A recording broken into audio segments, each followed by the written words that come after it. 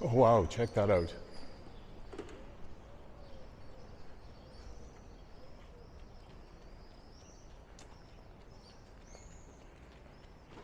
Hello, or buenos dias.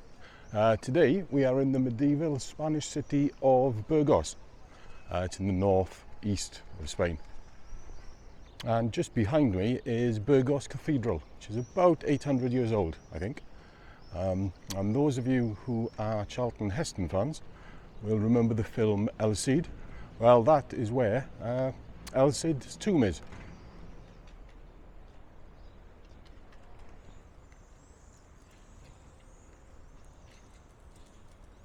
So El Cid, or Rodrigo Diaz de Vivar, to give him his full name, he was one of Spain's national heroes. And originally, his remains were in a monastery outside the city, but they were desecrated by the French in the Peninsular War and sort of split up, moved about. And then I think it was just over 100 years ago, they were all moved here. Watch the film, it'll tell you much more than I ever could. And this is the old medieval entrance to the city. You can imagine all your merchants and your pilgrims coming in through here.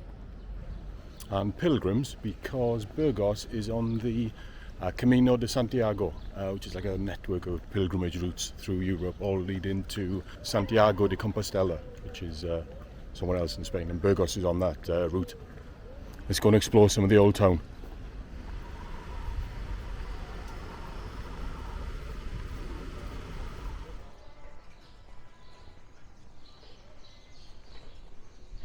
There seems to be a lot of these bronze statues just sort of dotted about amongst the streets.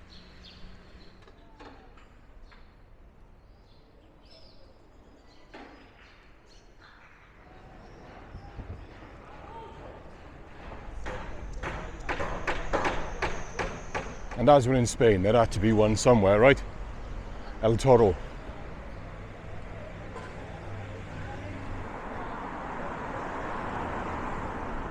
And where's the big man himself? Rodrigo Diaz de Vivar. The indignity of being turned into a roundabout.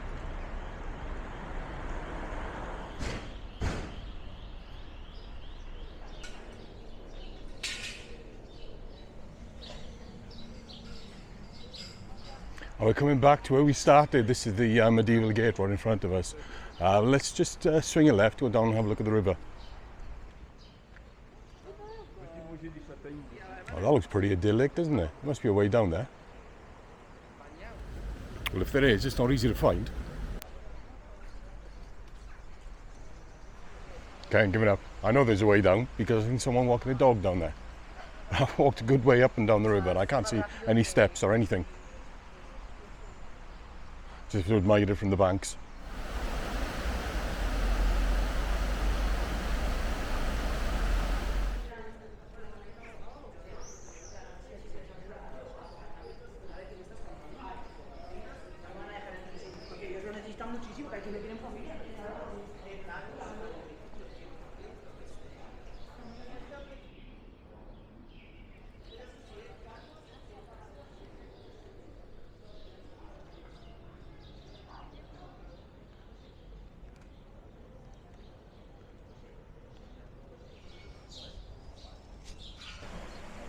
Hola, buenos días.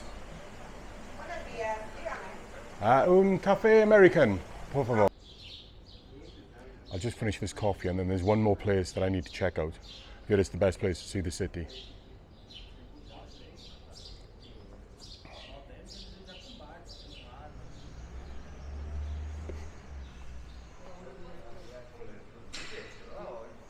Oh wow, the back of the cathedral is as impressive as the front.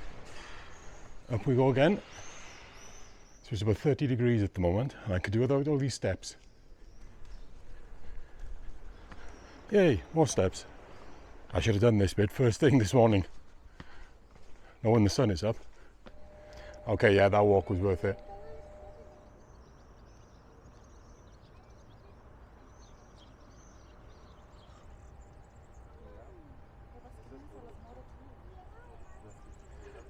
Oh, I can see my hotel from here too.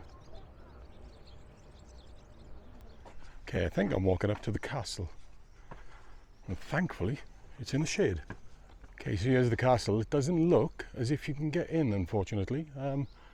and it seems to be caged off. Oh, actually, yeah, the cage is actually the shape of what it would have looked like way back when. Right, I see now. I thought it was a bit elaborate for scaffolding.